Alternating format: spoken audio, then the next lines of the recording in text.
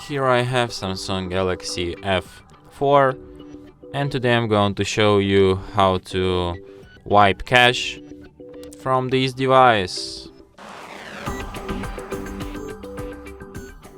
So to do this, firstly you have to turn your device off by holding down power key, and after it turns off completely you have to hold down combination of keys power key plus volume up at the same time for a couple of seconds like this. And after the screen turns on and you can see Samsung logo appeared, you have to release power key and keep holding only volume up, just like this. After that you will enter this kind of menu, and in this menu, using volume keys to navigate and power key to select, you have to select an option wipe cache partition. Then select yes, and after you see the message cache wipe complete, select the first option reboot system now, and your device will be restarted just as usual.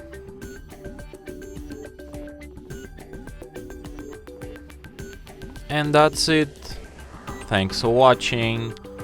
If you find this tutorial useful, don't forget to hit that like button and subscribe to our channel.